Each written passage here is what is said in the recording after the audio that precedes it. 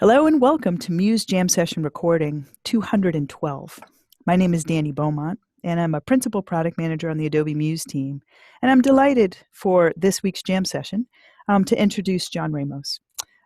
John has a company called Muse for You, and it's been, how many years have you been around, John? I'm in my third year. Excellent. So 3 years of developing out templates for Muse and widgets.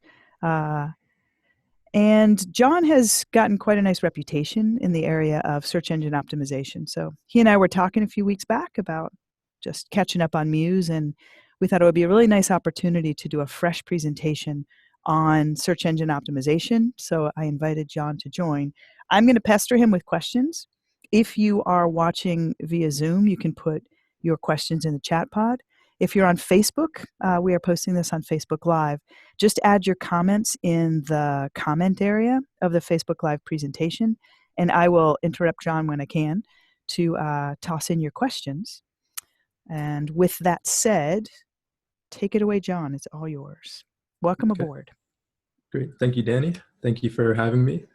I'm really excited to talk about today's topic. It's called Mastering the Basics of SEO. So we're going to go over the foundation.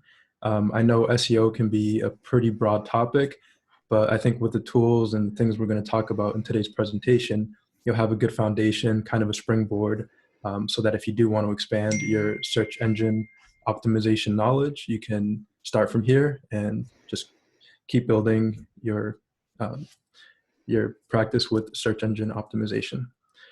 So the topics we're going to be covering today are first the basics, then meta tags, social media cards, a Google Plus business page, a YouTube channel, and Google Analytics.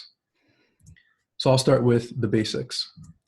So for the basics, we have title, description, keywords, suffix, and prefix, a favicon, and keeping it local. So for the title property represents the name of your web page correctly in the search engines. Optimal title length is between 50 and 60 characters.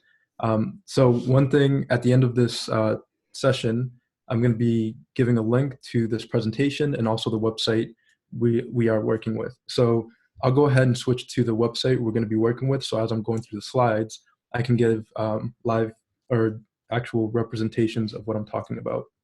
So here is the website we're going to be working with. It's called The Bakery. It's just a simple website I put together. And if I scroll down here, let me make it full screen.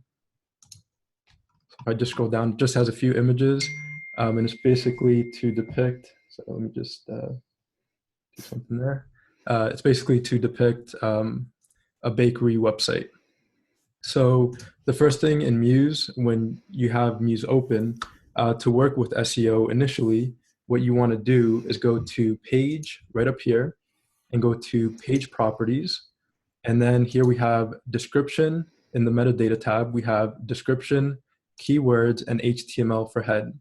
So the first slide I just talked about was the title, and that's the title of the page. So if you go to a website like IKEA, or if you go into the Google search engine, type in IKEA, and you'll notice there's a title and then there's a description. So here we can see it says IKEA catalog or mattresses IKEA. That's the title. And then you have the description. So every time your page shows up in the search engine, it has a title and description. So you want to give each page on your website a good title. So we're in the metadata tab. The title can be accessed from the options tab. And here you can give your page a name. So this is the homepage for the bakery website. So I named it welcome. So it's kind of a nice word, you know, a user sees it and it's like welcome, it's the homepage. Welcome to the bakery website. And then you can also change the page name right from the plan view in Adobe Muse. So here we can see the page name is welcome and the second page says about us. So that's the page name. That name will appear when a user is searching for your website and when it shows up in the search engines. So you can change this to any name you'd like, but just be aware that that's going to show up in the search engines. Okay. And so the next is description. So the meta description describes what your web page is about. The description can be any length, but search engines usually limit the visible description to 160 characters. And there's a reference here on the description. Then in Muse, if you want to add or change your description, you go to page properties, and then it's the metadata tab. And right here we have the description.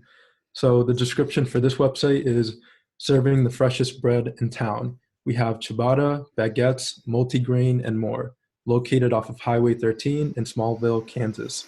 So this is where Superman is from. So I'm going to start poking at you just to poke at you. One person had asked a question, how long does it take for Google to update your SEO changes? It usually takes a few days, but you can use the Google Webmaster Tools. I'm not going to get too much into that because that's a whole thing, but you can have Google index your site right away so that the changes are visible quicker within the search engine. So it's a Google, if you type in Google Webmaster Tools, you can create an account and have Google index your sitemap, and they'll be up to date with the information on your website. I think another piece is true, and you're welcome to, this is called a jam session, so I learn from you and you learn from me.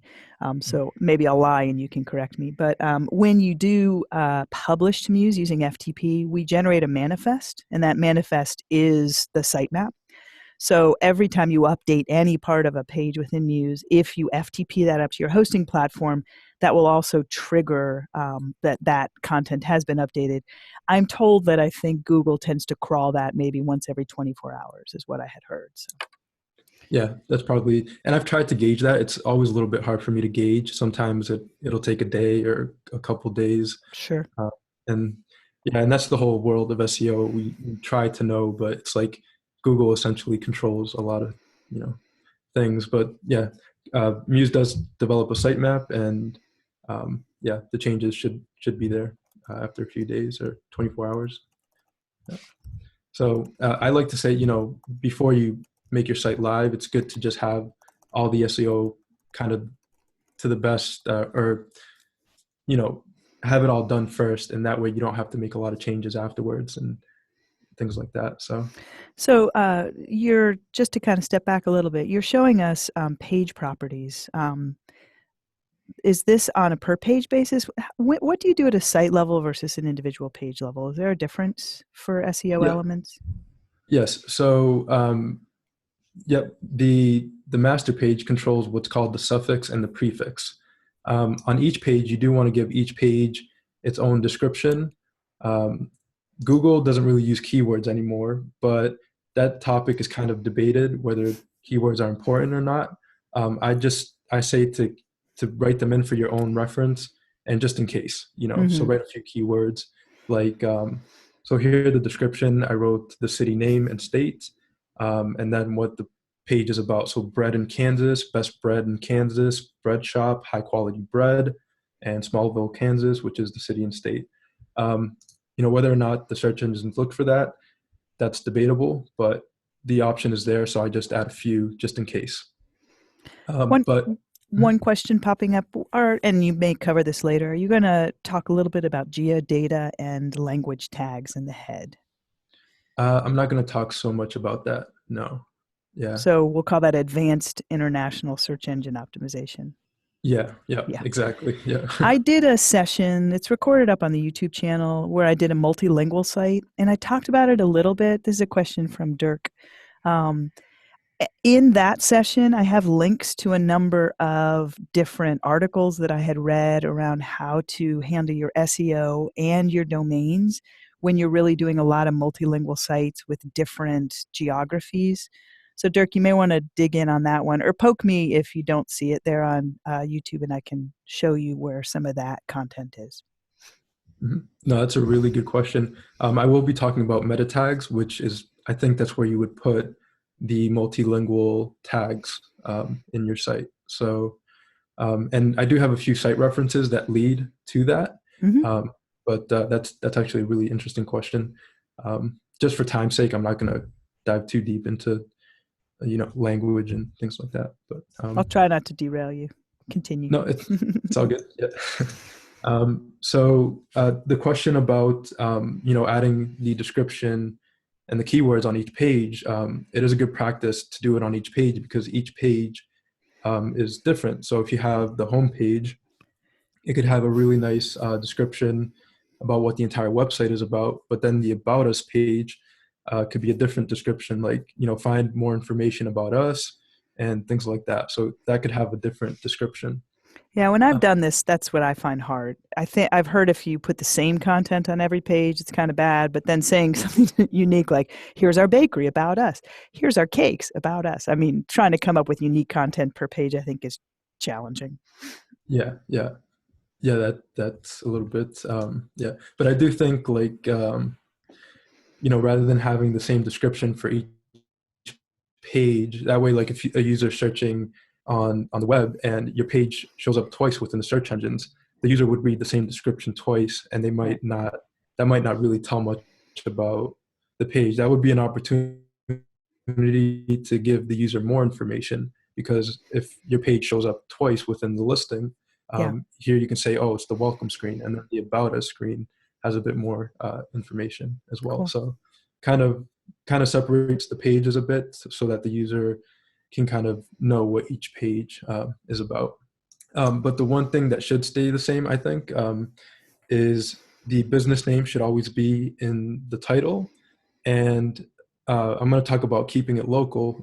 The city name and state should be in the title as well. That could really help with your local search engine optimization. So if you have a business in a particular city, rather than trying to access the entire world, there's a billion people on the planet. So rather than trying to target all of them, you can just target your city and just work on that niche in your city, so that users who are looking for that particular topic in your city will be able to find you easily, rather than trying to access the whole world. If your business is like able to span across the globe, that's when I would say to do a YouTube channel, because a lot, the whole world is going on YouTube and finding information on YouTube. But for local businesses and, if you're, or individual websites, I would say target locally, and you'll have a better chance of, showing up on the first page within Google. So I'm going to talk about the page title suffix and prefix. So here I'm going to go to the master page right up here, and I'm going to go to page and page properties. So you're going to notice that on the master page, the metadata tab looks a bit different. It doesn't have the description or the keyword, and that's because those options are individual to each page. But we do notice here we have the page title suffix, the page title prefix, which goes before the title of the page, and the page title suffix. So if you notice here, the page title prefix is called the bakery, which is the name of the business. And that'll appear on every page title. And then the suffix is Smallville, Kansas, which is the name of the city where the business is in. So when the user searches, let's say, they are looking for ciabatta bread in Smallville, Kansas, that's a perfect way to grab their attention. There's the business name, and then there's the city, and then you can have a nice description to entice them to click on that link. Do you end up with page titles that are really long where it's truncated? I mean, can you end up, like, let's say it says the bakery, about us, or bakery goods, or contact us, things like that. Does it end up getting truncated, or is there room to see all of that if you have a prefix and a suffix? Yep, it only gets truncated if it's over 60 characters, I believe. Okay, If it's between 50 and 60 characters, it won't get truncated. cool. So I like to keep it around 45 characters. So the bakery, welcome. So here I'll show what this looks like. This will be a nice segue. Mm-hmm. But I'll go into the welcome page and I'll preview in the browser. And then we're going to look under the hood for a second. So I'm going to inspect. And right here we have the head tag. Hopefully it's visible on your end, but Yep. Here in the code we have the head tag. And this is where the meta tags are, which gives more information about the website. So here we have the meta name, which is description, and the content. Here's where the actual description is. We have the keywords, and here's the title. So, or no, the title is, if I can find it here. Yeah, so here's the title of the page. It's just in these title tags. And so the title is The Bakery, Welcome, and Smallville, Kansas. So you can actually look at the title, and you could use a character counter. So if I were to copy this and just do a Google search for, character counter, Mm-hmm. and just click here, paste that in there, count characters. So that's 41 characters. So that's just a good way, and it's probably a good practice just to make sure that you don't go over, 50 or 60 characters, and your page title doesn't get truncated. And if it does get truncated, it looks a bit awkward, and users might Right. not click on a truncated title. Great. So, yeah, so there's the title. I like using the vertical bars. If you hold down Shift and on a Mac keyboard, it's under the delete key. Right. It creates this vertical bar, which I think looks really nice in search engines because it separates, different words, so like you have the bakery, then you have a line, then you have the name of the page, a line, and then the city name. So it's a nice way to kind of separate those three categories, but the user sees that and is like, okay, that hits all the spots that I need. I need a bakery. They're welcoming me to the page, and it's in the city that I'm in. So I'm going to click on that because I need some bread. So, so that would work there. And one thing I'll just mention with the lines. So it's just like a little thing to be aware of. When you do write the page title prefix and you do add that line, you want to add a space after that line. Otherwise, the page name just gets stuck to the, there's no space in between the line and the page name. So you want to add that little space or just a space after the line. And then for the suffix, you want to do a space, then the line, and then the city. So it doesn't look smushed, basically. Exactly. So, yeah, I think I covered a lot there without going to the slides, which is good. Nice. I'm going to throw a couple straight questions at you. Douglas wanted to know if we're going to talk about schema today. We are, yes. All right, good. Yeah. And then someone else had asked, do you know if Google uses metadata? This is from Mick. Metadata added to photos in Lightroom. I don't think that photos, so if you add a photo in Lightroom and place it in Adobe Muse, I know that Muse doesn't pick up on any metadata. So I don't think that carries over directly. Yeah, no, it wouldn't. Just because it wouldn't put it in the head tag. I mean, there might be metadata in the code somehow, but it wouldn't be in the head tag. I mean, you can, there are ways, and maybe you'll cover this, there are ways that you can, let's say you decide to use SVG for a headline because you want it to scale instead of being, having to deal with multiple breakpoints and that kind of bit. If you use Illustrator, let's say, and you convert it to outlines, so it's SVG content, it becomes screen resolution independent and resizable, but you lose the words of the headline.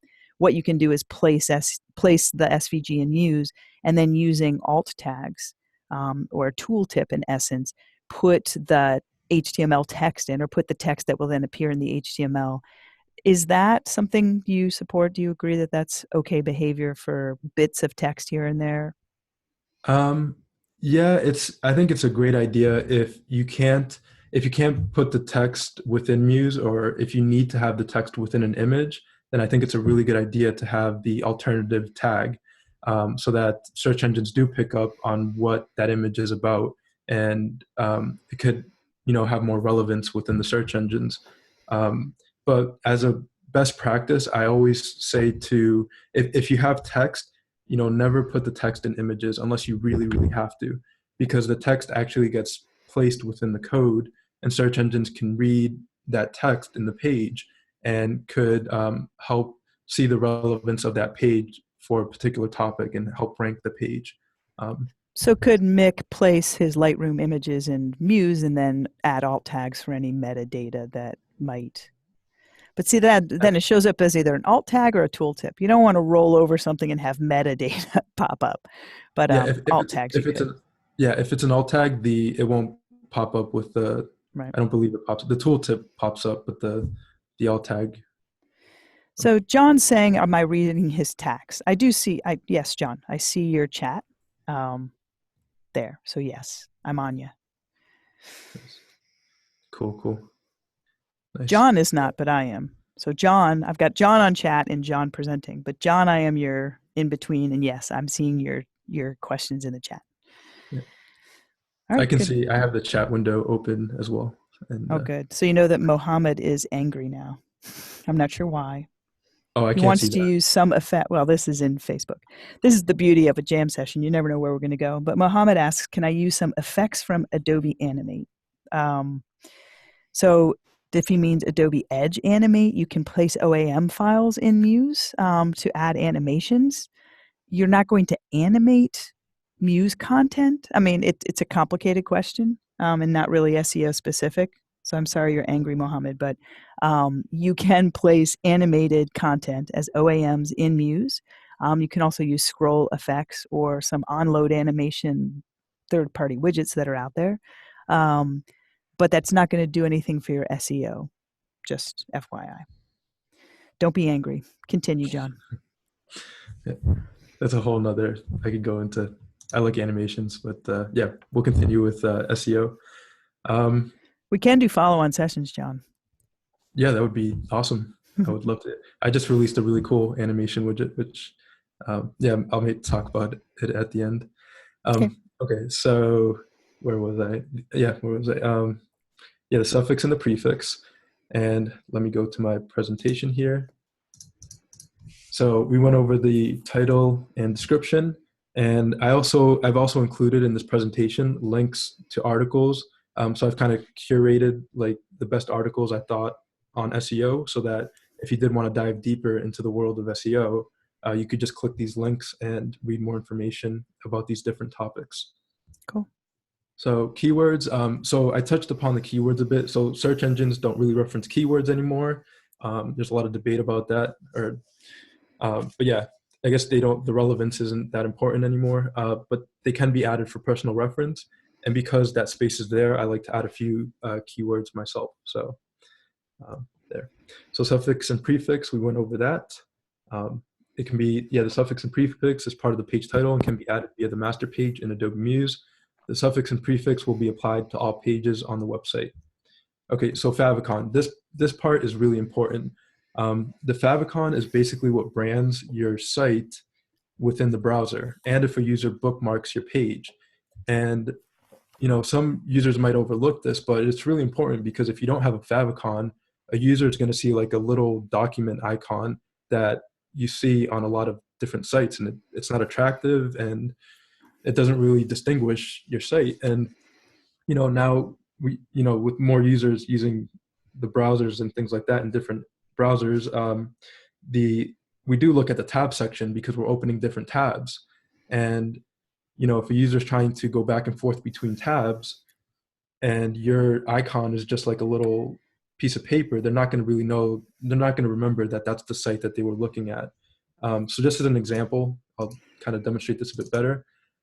So if I preview in the browser, this is the favicon. So I don't know if you can see it, but it's this little icon right next to the title in the tab section.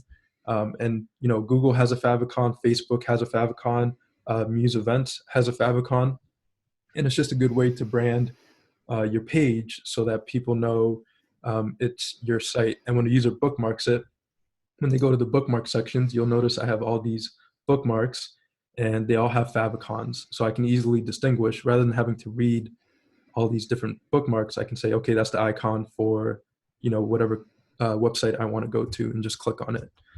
So to add a favicon, it's really simple. You just go to File, Site Properties, and go to Content. And then here, right down here, it says favicon image. And you can just click on that folder and choose an image. So the favicon image can be really small, like 100 pixels by 100 pixels in width and height, because I think in the tab, it's like 16 by 16, or like 16 by Correct. 16 pixels. and width and height. Yeah, whatever you upload to us, it should be a PNG. I don't think we support JPEG. We might, but we will subsample it to 16 by 16.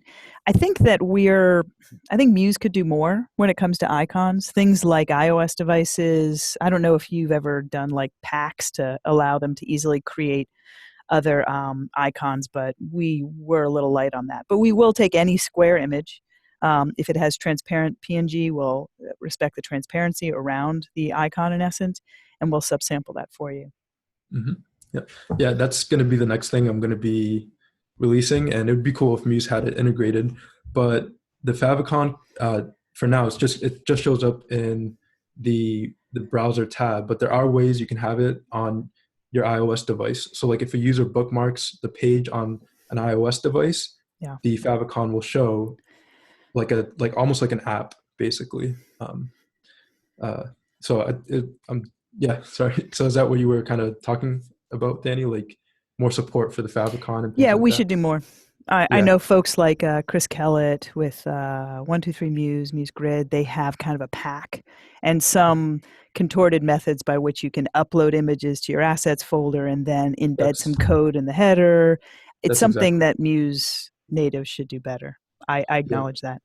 yeah. Robert's asking, do you think geotags are valid so you can add a geographical tag?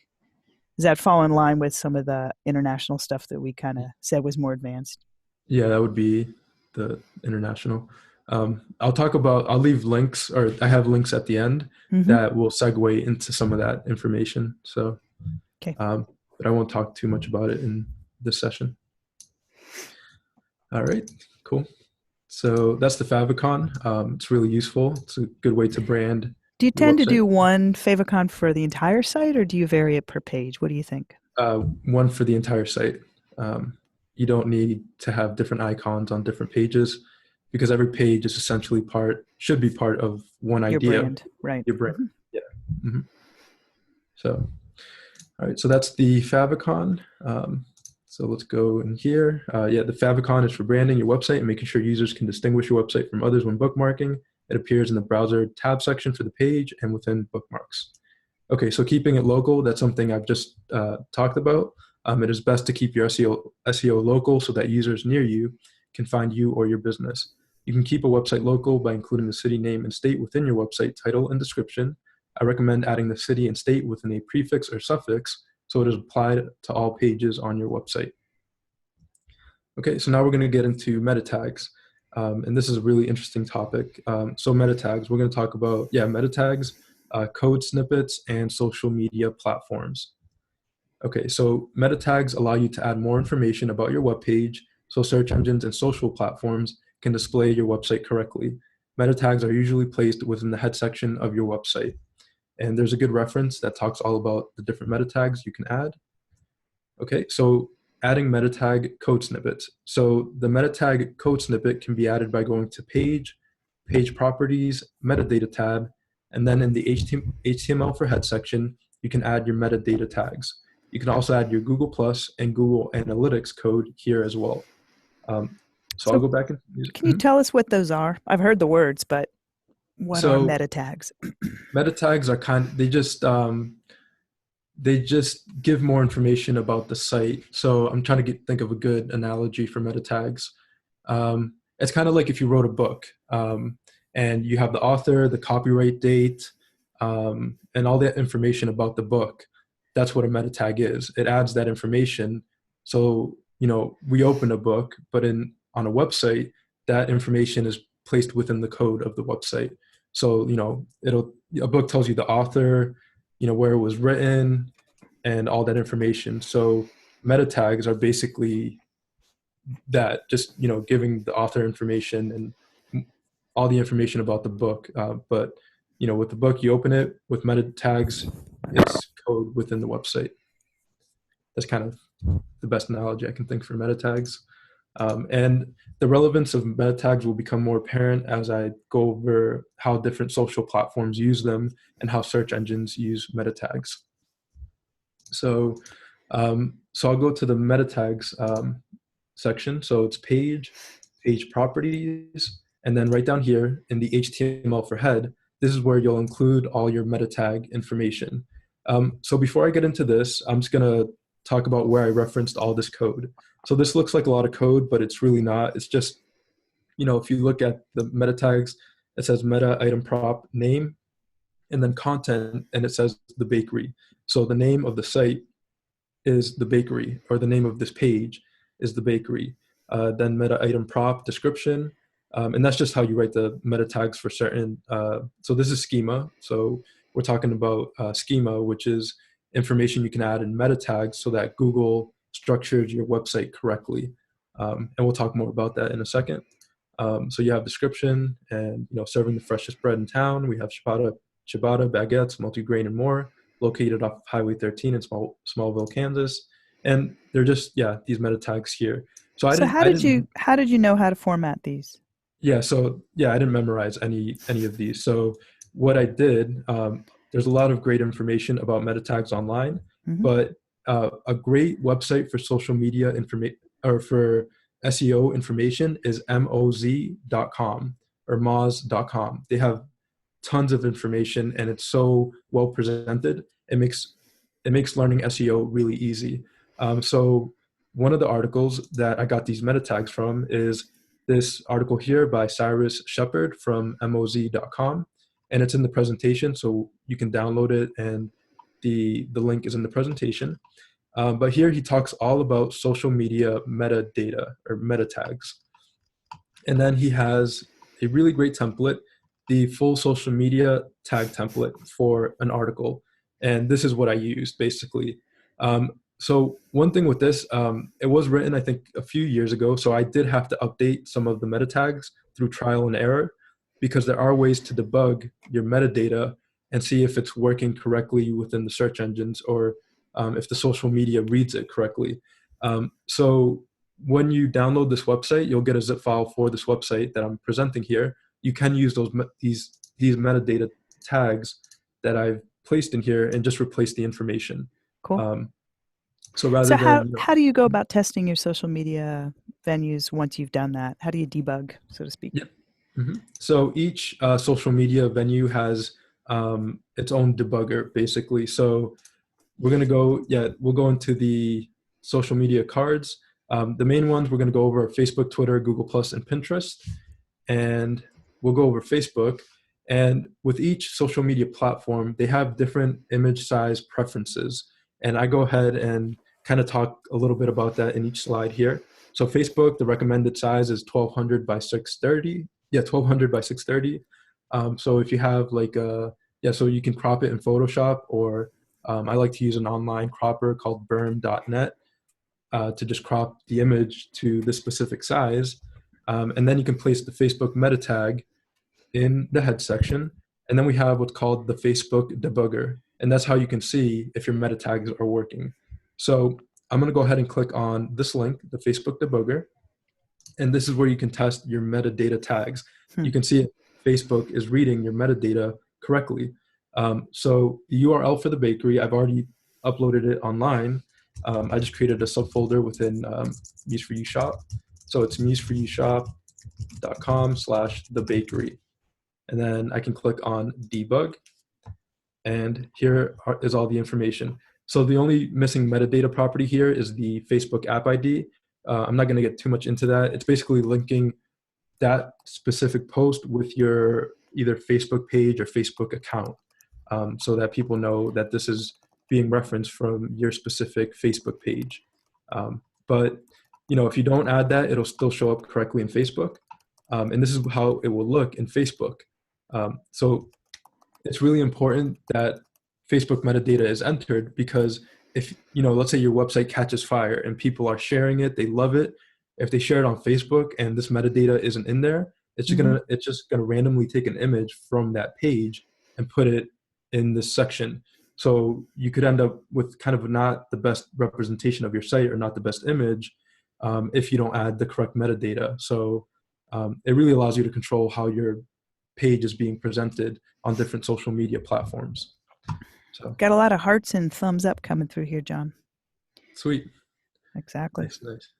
Awesome. Yeah, we're going to talk about schema in a second. This is using the Open Graph protocol. And I'm not going to dive too deep into Open Graph and schema.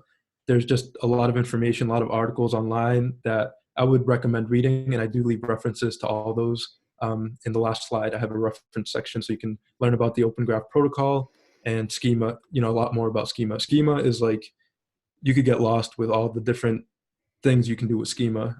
So yeah, for that, I'd recommend reading some of the Google structured data information, because they have really nice snippets and schema snippets that you can add to your website to really fine tune the information, or fine tune what your website is about. And so search engines can represent your site really well online. Quick, So the more quick detailed, question yeah, from, yeah. sorry, sir. Quick question from Mick. When sharing to Facebook, etc., sometimes no image is shown regardless if the images are added. Does the schema fix it? Wait, what was that again? So He's saying that when sharing to Facebook, etc., sometimes no image is shown regardless of if the images are added. Does the schema fix it? the schema would fix it, or the metadata here would fix it. Yeah. Yeah, if you say specifically where the image is coming from and you run it through the debugger and it shows up in the debugger, you should have no problems with the image showing up correctly within the Facebook post. So yeah, so I'll go over, are there any more questions? Or? No, I think we're pretty good shape. Some folks, some of the questions I'm going to save it towards the end just to not derail a little bit. So I will circle back with some answers on some more generic questions. But we're Sounds doing good. great. Awesome, awesome. So I'll kind of break this down a little bit. The information on this Facebook post. So this is possible because if we go to the page properties in Adobe Muse and the Facebook, so this is the schema for Google Plus. If we scroll down, we have the Open Graph data, which is the Facebook information. So for the title, I wrote here, it's meta property equals OD title. It's just, I'd recommend copying this so you don't have to memorize all this. But then for the content, I wrote in the bakery located in Smallville, Kansas. So if we go back into Facebook, here's the title, the bakery located in Smallville, Kansas. So that just gives more information about the page. And then we go to the Open Graph type. It's a website, so I just wrote it in website. You can get really detailed with this, like you can write in business, article, book, movie. It just goes really into a lot of different things you can do with the Open Graph and the schema meta tags. Okay, and then the URL. The URL I want it to link to, it's Muse for You Shop / the bakery. The image. So this part is really important, the image. So when you're adding the image, what you want to do is actually in Adobe Muse, first you want to crop the image to the recommended size. So Facebook, the recommended size is 1200 by 630. So I've already cropped the image. I've used a website here. I like to use, this is a quick side note, it's called berm.net, or you can use Photoshop or any photo editing program and just set the width and height. So I say 1600 by 630, and then I like to make the JPEG quality 100%, and then drag the image in here and then save it. It allows you to save it, and then you have your cropped 630 by, or 1200 by 630 image.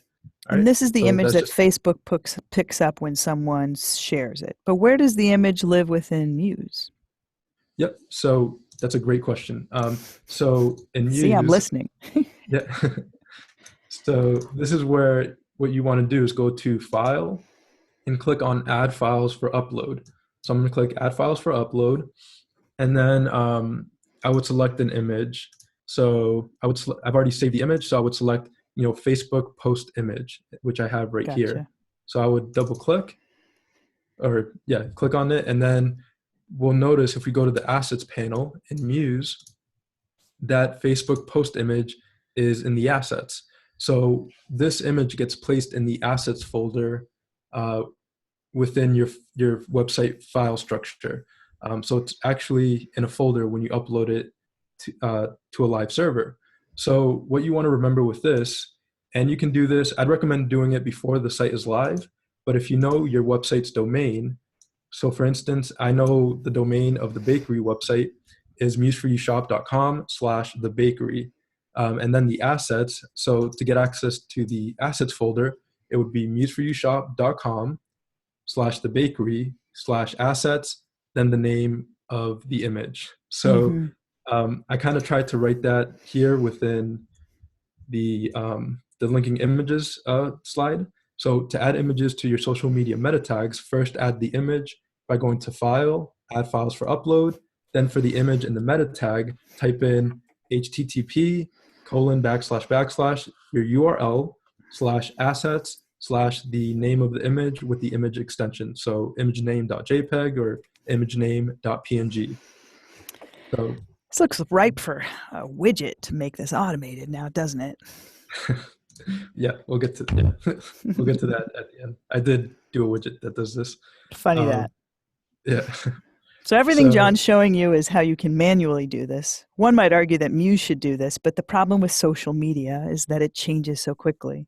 oh There are yeah, some third-party widgets that you pay a little money for. For example, that John has available that can kind of automate this a little bit. Yeah. yeah, definitely. And because it has changed, there's actually a few updates I'm going to do because it is always changing. But I do have Google structured data available at Muse for You Shop, and I do have a social media cards widget that has all this information already entered in, and you just have to add the images and enter in the information in a widget. But it has changed a bit, so if you have any questions, if you do decide to get that and then have questions, definitely let me know, and I'll be happy to help. So, but right here on the site, the meta tags are pretty up to date. I've done a lot of debugging and testing. So these are really nice meta tags that you can use right off the gate. You will get this at the end of this presentation. There'll be a Yep. link. So folks that are either watching the recording on YouTube, I'm going to put it in the comments for the YouTube channel. We'll also put it in the comments for Facebook Live. This will be up on our page for a while, so you can circle back if you have to leave, or just look in the comments. I'll try to put it at one of the last comments. Awesome. Very cool. So I think I lost, where was I? I'm not sure. Yeah.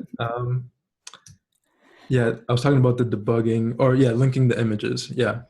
So I went through, how to link the images, and so it's the URL /assets/ the name of the image with the image extension. So if you notice here for this image, it's museforyoushop.com, the bakery /assets/ Facebook post image.png. If I were to take this URL and paste it into the browser in here. After you've published your site, yes? After you publish the site has to be live.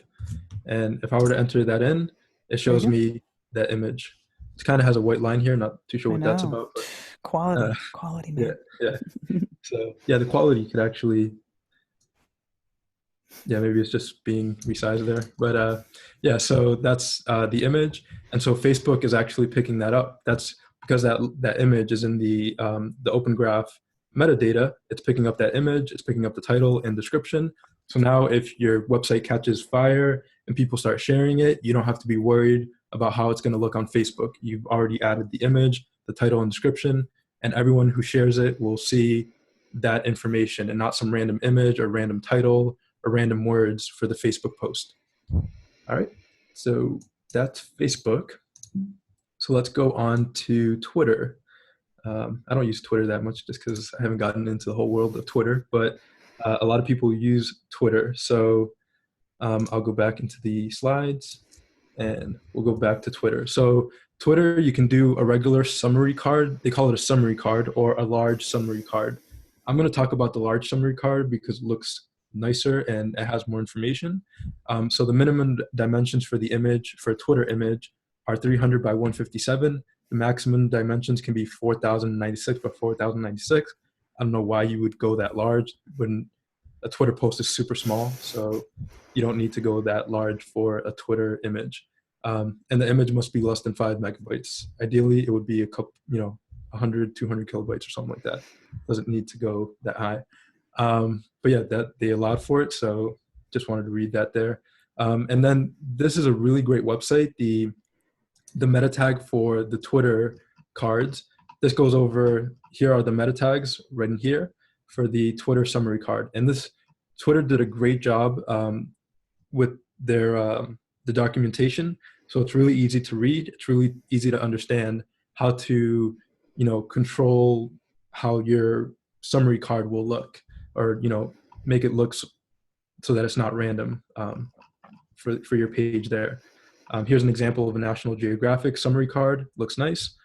So yeah, these are the metadata tags that I've placed into Muse. So I'll go back into Muse. I'll go to page properties, and here we have the Twitter card data. So we have the Twitter card. It's a summary large image. The content, or the title, is the bakery in Smallville, Kansas. The description: serving the freshest bread in town. Ciabatta bread, multigrain, located off of Highway 13 in Smallville, Kansas. The creator at Muse for You Shop. And the Twitter summary card with large image must be, here it says something different. It says 280 by 150. I think they'll both work, but the latest dimensions that I've found are 300 by 157. I think it's the same aspect ratio, but yeah, either you can try it. If it doesn't work when you debug it, then it could be the image. Just be aware of that. But the image I used was 300 by 157, and it's in the assets folder that you'll receive at the end of the session. So for the Twitter card, or the Twitter image, the same thing, the URL, museforyoushop.com, the bakery / the bakery assets, and then Twitter large summary card image.png. So I cropped the image, went to file, add files for upload, and once I uploaded to a live server, that's where the image is located. So now we're gonna test the summary card. We're gonna go to the Twitter debugger, and let me just play here. And here we have, it's called the twitter.com validator. So here I'm going to enter in the URL of my web page. So I'm going to type in museforyoushop.com/thebakery and click on preview card. So yeah, perfect. Looks good. So there's quick the question for you, John, that's popping up. Do you do the image and the description and such as a global to the URL of the site, or do you do it on a per page basis? Let's say you have a 5-page website. Would you do this for every page or just the main landing page? I would do this for every page. Gotcha. Unless you did want every page to represent that one idea or your brand, and you didn't want different information for each page, then you could just put it on the master page and it would be applied to all pages on your site. But that's just a personal preference. I myself, if I do have different pages, I like to put the metadata on each page. So when the user goes to that page, they're not surprised at what they're looking at. Mm-hmm. So like if it's, the About Us page, you could have a nice title saying, learn more about the bakery in Smallville, Kansas. And, visit the About Us page to find out more information. So the user kind of has an idea of where they're going. Right. If one page is, it still relates to your brand, but it has some specific type of information, and the user just clicks on, the post for your homepage. It could be a bit misleading. They might not intend to go to that page. So yeah, I like to just give them a little bit of information about each page before they go to it. Mm-hmm. So, yeah.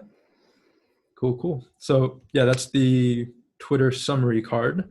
So yeah, the same thing. It has a title and description and the image. So the bakery in Smallville, Kansas, serving the freshest bread in town.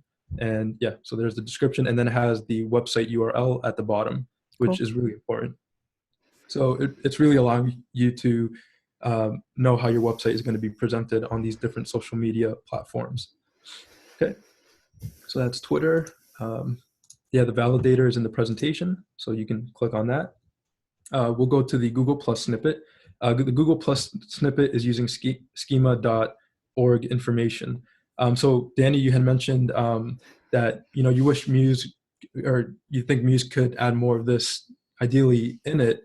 But if it were to add schema information, that would get really chaotic in a sense, because schema has subsets upon subsets upon subsets of different businesses, different websites, and articles and things like that. So it's like there's a whole world to schema markup. And it's really useful if you learn how to use it, because Google uses schema information to, if I type in IKEA, like I did, if we go to IKEA, this is all schema information. So this logo, the customer service, founded, headquarters, SEO, CEO, parent organizations, profiles, that's all schema information. So if Hmm. you learn how to do schema, you could possibly end up looking like IKEA here. Um, I don't know if maybe because IKEA ranks really well in the search engines, they're more likely to show all this information, but this is schema information. So you could have the chance to show up like this Cool. within Google. Yeah. So, yeah. Yeah. So I Yeah, would read. it is, I mean, I'm willing to take punches when they come our way as far as what needs to be built into Muse, but I do believe that, I mean, Muse is a website design tool that allows you to build for browsers, right? There's probably value, and I believe that the Spark Post team is actually looking at how you might be able to kind of handle, it's more of an ad, like a responsive ad is the idea of Post. But as you build that sort of, it's like back to the days of flash banner ads, but as you build that ad and then blast it to all these social media handles, the question is, when is it the responsibility of a website, and when is it more of a social media management tool? It'd be great if Muse moved in that direction, but I agree with you, the complexity. And then also my fear is you put all this stuff in the metadata and then you forget, you go to make a change. These are things, it's almost like a checklist that you have to methodically say, okay, great, I need to update the image or the link is broken. So having management, I think a tool that does it a little more fail-safe, I think might be, if you want to get as good as IKEA, for example. But there's incredible feedback for that, which you can do in the tool today, which is amazing. Mhm. Absolutely. Yeah.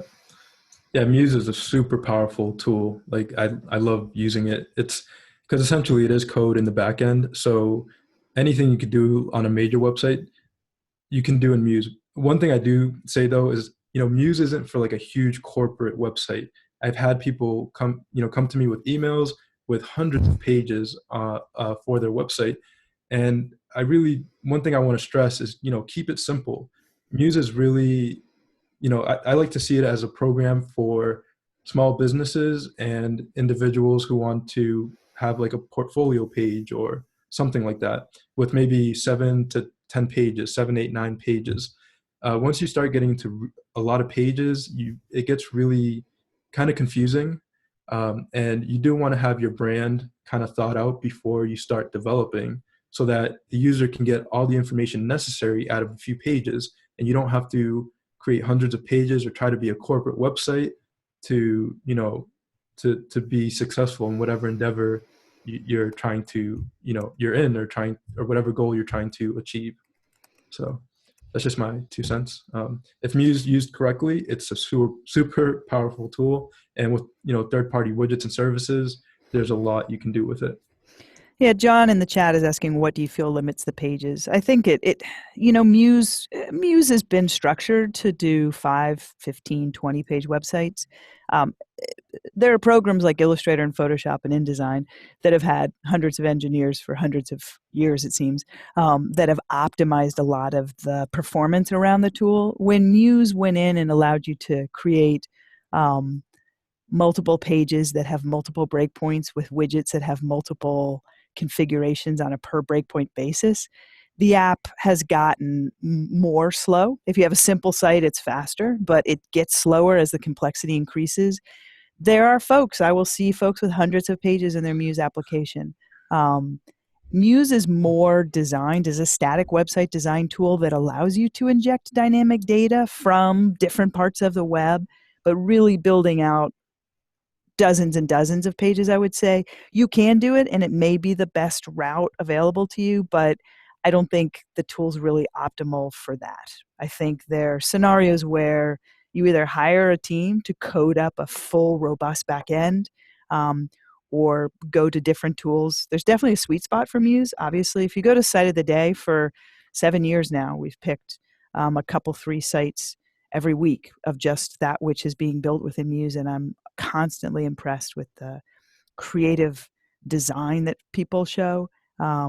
But there definitely is some of the sites I've seen, I'm just in awe of how many pages the site has. Yeah, John saying these days typical clients ask for a site that may have 50 to 100 pages, and he has no problems with Muse. It's good to hear. I probably only hear the complaints, but Yes. Yeah. Keep going, man. That was a Yeah. digression. Yeah, no, that was a good digression. One thing I like to say, one last thing I'll say to that is for mobile, I like to tell users, oh, I myself, like when I develop a widget, I try to make it as lightweight as possible and try not to have it interfere with the main code of all the design of the site. So that's just a personal goal of mine, is to make my widgets as lightweight as possible, so they don't interfere with the site. But I will say, keep it simple on mobile.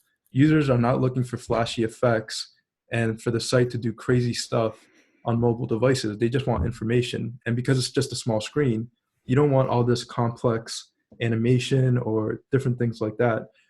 Just keep it simple. I say on desktop and maybe some tablets, you can make your site really attractive and really interesting and cool. But for mobile devices, I'd recommend not using too many widgets and just keeping it simple for mobile. So that's the last thing I'll say about that.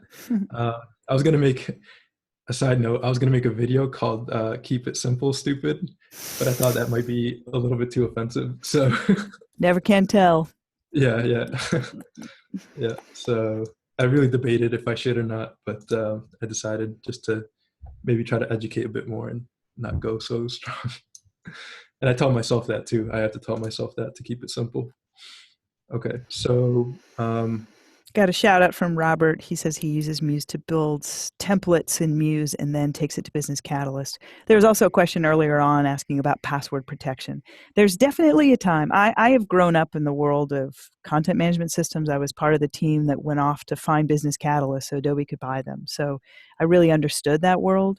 But we were making small talk before this session, and I was laughing because on MSNBC there's an ad for WordPress, and there's this guy who's a salsa dancer and a woman who makes suits here in Washington D.C. and they're talking about they're small business owners. They don't have time to maintain a site, which is why they use WordPress. And I'm like, really? I mean, as it is, if you're a small business owner, trying to maintain your own site in Muse will be challenging because sites are incredibly complex. The web is enormous. I think that it is quite possible that as your site becomes more complex, you do need to move it into a CMS. That could be using PayPal as a back end to sell things, Shopify. It could be using WordPress. It could be using Business Catalyst. But you're no longer a visual designer using Muse. You become a front-end developer that's maintaining a content management system. You can learn it, and I think Muse is a wonderful way to prove out a business, to prove out something. I mean, I love in some ways when Muse builds out a site that becomes so complex that you can't manage it in Muse anymore. That means you have a successful website and a successful business. But there's a time and place for everything. I think Muse tries really hard to keep it simple. The world of widgets, so some of the things that John is showing you, he'll give you a widget where you just answer the questions that he asks, and he worries about how to inject the code into the app. So the extensibility of Muse does get you off the hook to avoid having to get into the code in the back end. But yeah, absolutely, Robert. Something like Business Catalyst, also Muse Gain has something called Muse Express, and it allows you to build templates in Muse that you then push over onto a WordPress site.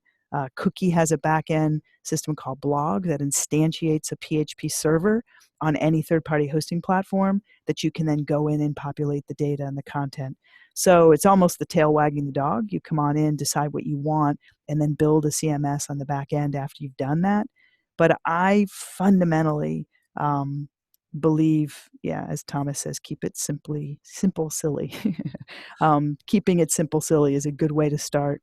There's two women that I just met with that are in London, and they have something called BLAG, but it's a magazine, a beautiful magazine, and they want to bring their content online. And they're using Muse to do it. And it's going to be gorgeous, but the idea of having an online magazine with a lot of content that's maintained directly in Muse forever makes me a little sad. I think they need to evolve to a full CMS, but what a great way to prototype out their concepts using Muse. All right, so where I stop speaking and you start again, man. Yeah, no, I love that we touched upon that. I myself, I was gonna say, like with my widgets, I like to keep it all in house because not that Muse can be unlimited, but I like to focus in on its strengths, which is, if you have a simple website, you can do a lot of really cool things. But yeah, once you start getting into a CMS system, you want to maybe start looking at other things, maybe like WordPress or blogging system. With Muse, all my widgets, everything that I create is with keeping everything in-house, so you can make the coolest website possible just within Muse. You don't have to go out and look for other things. It's just kind of focusing on the strengths of Muse and building upon that. So just wanted to throw that in as a side note, because I do think a lot about these things as I'm offering some of these different programs and widgets. Okay, so yeah, I'll continue here with the Pinterest rich pin. So it's just another metadata tags. So Pinterest rich pin uses the same meta tag information as Facebook, and they have their own. Yeah, let me zoom in here. Yeah, so you don't really have to do much more with the Pinterest rich pin. Their debugger doesn't show the image and things like that. It just shows you if the meta tag information is correct. So I'll type in the bakery and click validate.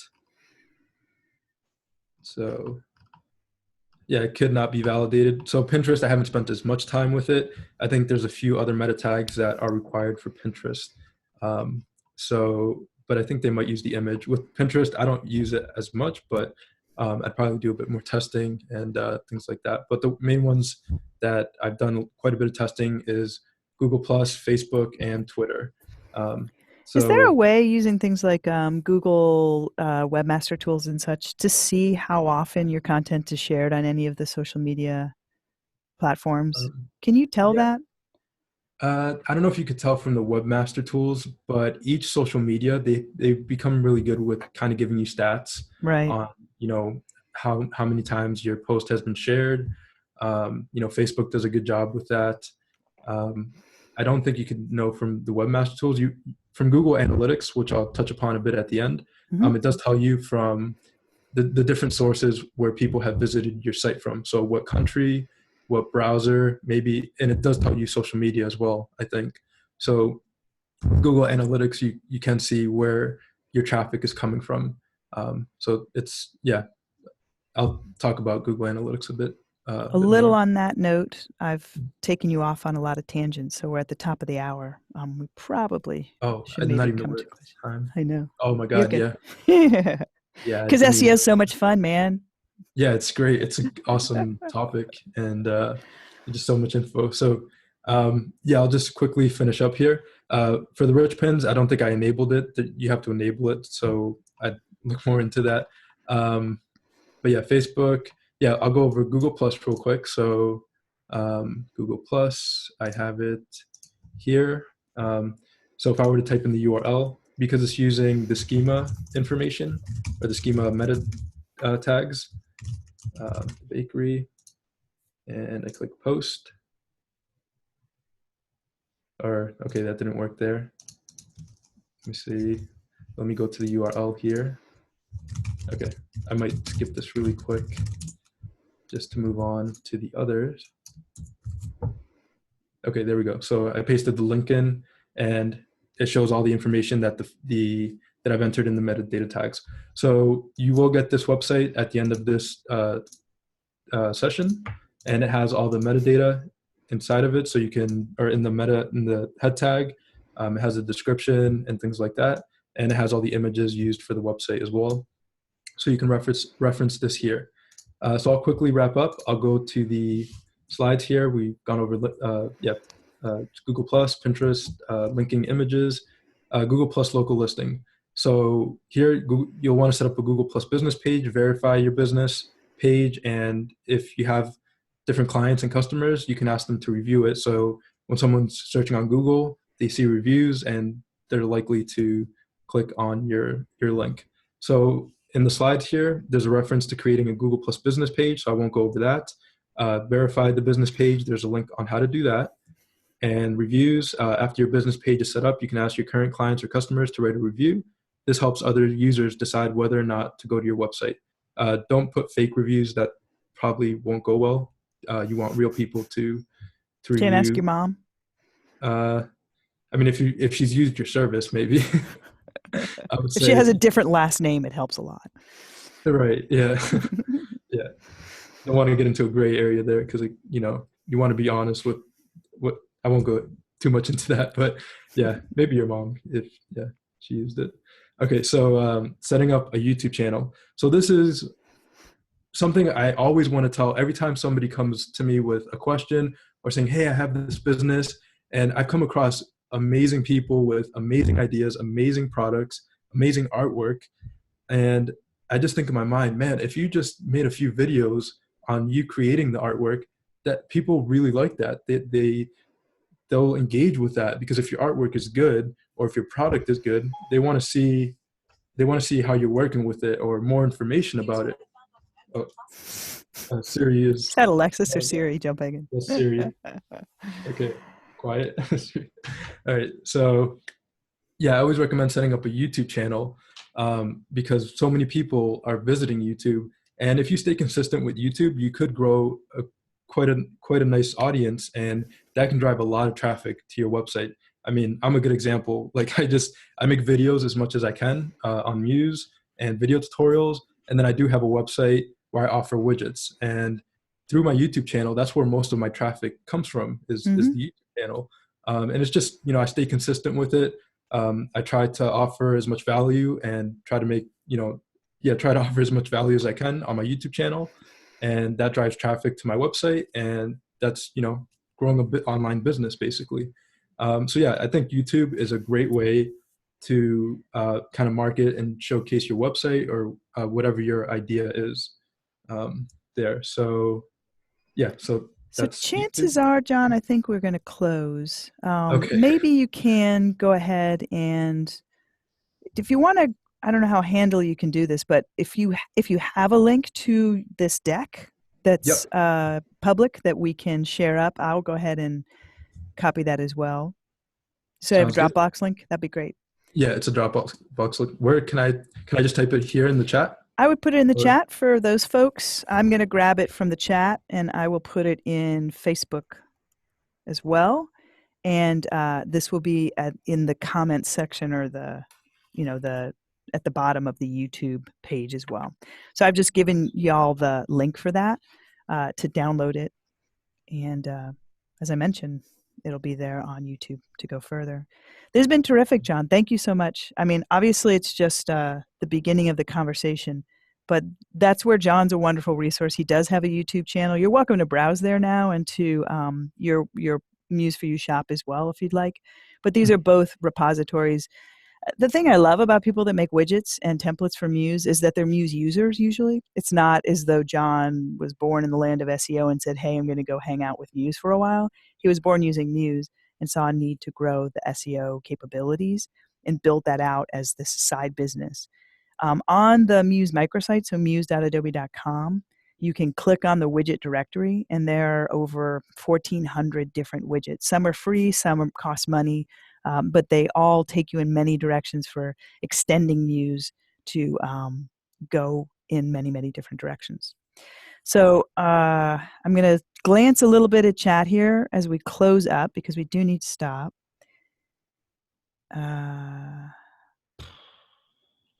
thanks, Lisa. Chances are, Robert, this is going to be a tough one for me to debug for you. But Robert, there are support people on social media, so Facebook and Twitter. There's a fellow who his team keeps an eye on this and can help you out. You can also email it to me and I can forward it to folks. So I'm Dani, Dani, at adobe.com. I think we'll close this out since we are live on the Facebook page. But John, thank you so much for your time. And folks, thanks for coming. We're going to continue to do jam sessions every other week. I'm an East Coast girl now, so I pushed it a few hours earlier. And as usual, if you do not catch these sessions live, you can come to Facebook if you can dig them out. I have trouble finding videos on Facebook. But there's also an Adobe Muse YouTube channel that's linked from the events page on the microsite. You can watch any of the older recordings. This is recording number, 210. So there's a lot of different topics to choose from. Thanks everyone for your time. We'll see you in 2 weeks, I hope. And actually, I'm not sure if we are going to see you in 2 weeks. Depends on how the holidays hit. Let me look really quick.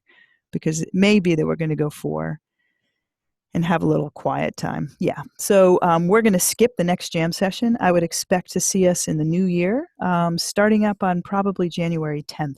Looks like the next Muse jam session time.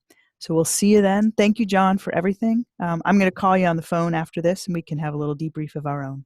But I'll stop the recording. Thanks, everyone, for your time. Thank you, everyone. Merry Christmas.